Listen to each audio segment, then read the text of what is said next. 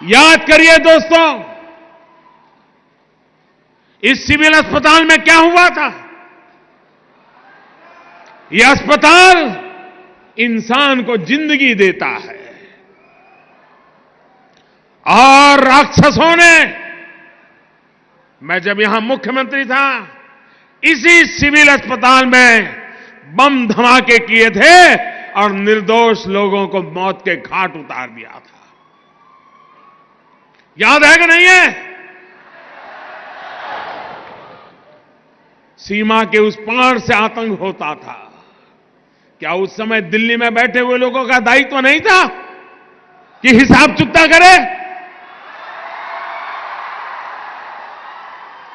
भाइयों बहनों, ऐसे ऐसे चीजें मेरे दिल में पड़ी हुई है।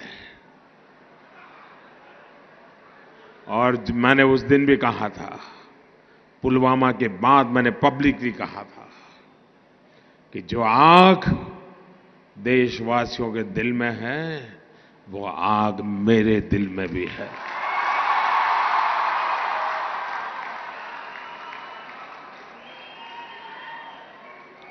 अगर उस समय सरकार में दम होता तो अहमदाबाद की सिविल अस्पताल में निर्दोषों की जान लेने वालों को वहां जाकर के भी हिसाब चुकता कर देते। भाई, मुंबई में 26/11 हुआ, निर्दोष लोगों को मौत के घाट उतार दिया गया, और हम कुछ दिन के बाद चलो अब ठीक हो गया, सब लोग काम पे लग गए।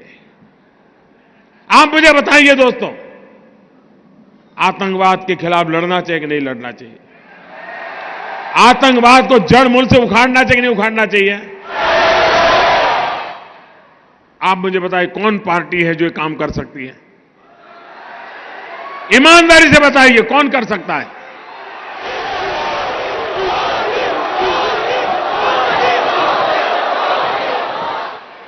हम एक तरफ गलत करने वालों को सजा दे रहे हैं, तो वहीं ईमानदारी से काम करने वालों का सम्मान भी कर रहे हैं। और भाइयों बहनों, मैं आज अहमदाबाद की धरती पर आया हूं और सिविल अस्पताल में आया हूं, तो वो दृश्य मैं भूल नहीं सकता हूं। और इसलिए मैं आपको कहना चाहूंगा, 7वें पाताल में होंगे उनको भी मैं छोड़ने वाला नहीं हूं।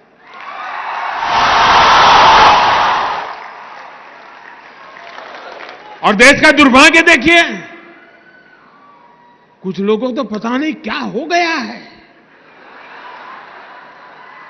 आज पाकिस्तान के अखबार की हेडलाइन देख लीजिए, भारत के नेताओं जो बयानबाजी करते हैं वो पाकिस्तान के न्यूज पेपर की हेडलाइन बन जाती है।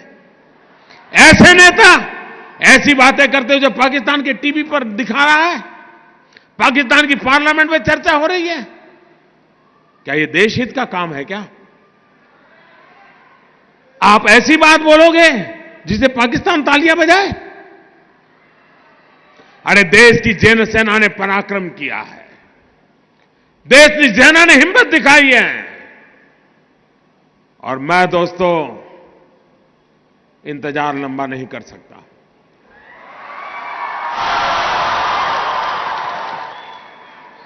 चुन चुन करके हिसाब लेना, ये मेरी फितरत है।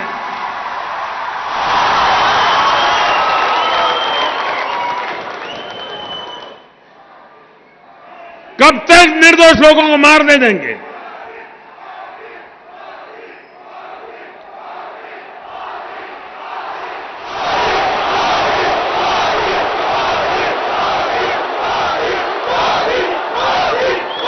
आप दोस्तों बताइए मुझे, आपको हमारे देश की सेना पर भरोसा है? उनकी बातों पर भरोसा है? वो जो कहते हैं उस पर आप विश्वास करते हैं? सेना जो कहे उस पर मुझे विश्वास करना चाहिए? सेना जो कहे उसको मुझे मानना चाहिए? लेकिन कुछ लोग हैं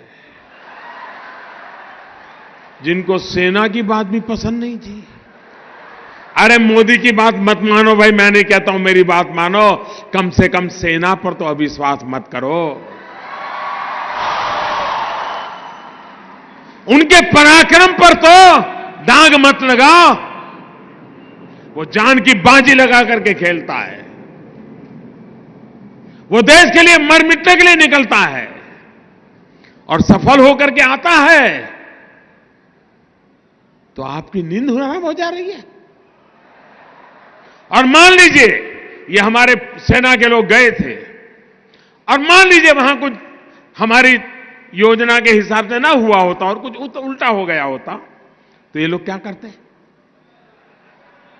क्या करते मुझे बताइए? किसका इस्तीफा मांगते हैं? किसका इस्तीफा मांगते हैं? क्यों भाई?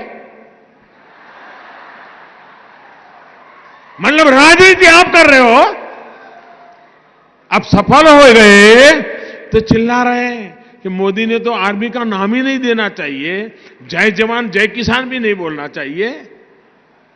क्या देश की सेना के जवानों का गौरव करना चाहिए कि नहीं करना चाहिए? उनका सम्मान करना चाहिए कि नहीं करना चाहिए? लेकिन इनके पेट में दर्द हो रहा है।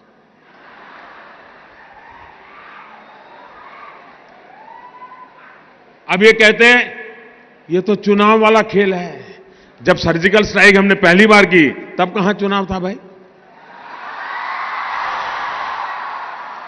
ये हमारा सिद्धांत है, हम घर में घुस के मारेंगे।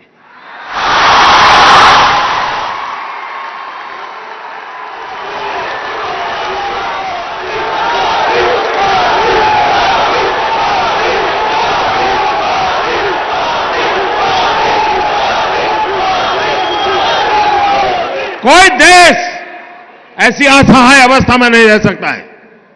40 साल से आतंकवाद हिंदुस्तान के सीनों में गोलियां दाग रहा है जी। भारत मां की सीने में गोलियां दागी जा रही है, बम धमाके किए जा रहे हैं, निर्दोषों को मारा जा रहा है। लेकिन वोट बैंक की राजनीति में डूबे हुए लोग कदम उठाने से डरते हैं। मुझे सत्ता की कुर्सी की परवाह नहीं है, मुझे चिंता मेरे देश की है। मुझे चिंता मेरे देश की है, मेरे देश के लोगों की सुरक्षा की है। और इसलिए मेहरबानी करके ऐसे मसलों पर राजनीति मत करो। अरे मोदी कहता है कि मैंने इतने घर बनाए, उस पर विवाद करो ना। मोदी झूठ बोल रहा है, सच बोल रहा है, सही कह रहा है, नहीं करो ना विवाद। नहीं कर रहे, सेना को लेकर के करते हैं विवाद। मैं कहता हूं मेट्रो रेल लाया, आपको कहना होगा कि चलो नहीं लाया, मोदी झूठ बोल रहा है। करो विवाद, कौन मना करता है भाई? मैं कहता हूं मेडी सिटी बनाया, आप बोलो मोदी झूठ बोल रहा है, मेडी सिटी नहीं बनाए। बोलो ना, कौन मना करता है तुम्हें? मोदी को गाली देने के लिए कोई कम जगह है क्या? पूरा मैदान खाली पड़ा है और मोदी को कोई इतराज नहीं है। सेना को क्यों गाली देते हो? देश के वीर जवानों को क्यों बदनाम करते हो? उनका मनोबल क्यों तोड़ते हो? और इसलिए भाइयों बहनों, मैंने प्रारंभ कहा था, मैं ऐसी धरती पर आया हूं जहां मैंने उस दिन लोगों को लाशें देखी है जी, घायल हुए डॉक्टरों को देखा है, खून से लथपथ नर्सों को देखा है।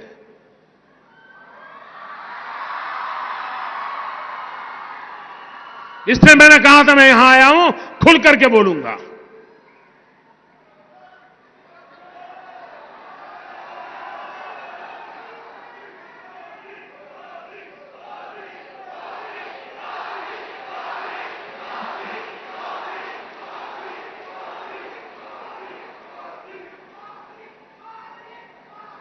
दोस्तों, जिस प्रकार से हम देश की सुरक्षा के लिए प्रतिबद्ध हैं और यह लड़ाई हमने छेड़ी है जी,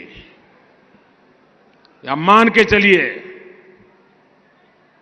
हम देश हित में जो भी आवश्यकता होगा उसको करना हमारी प्राथमिकता रहेगी। मैं देश को विश्वास दिलाना चाहता हूं।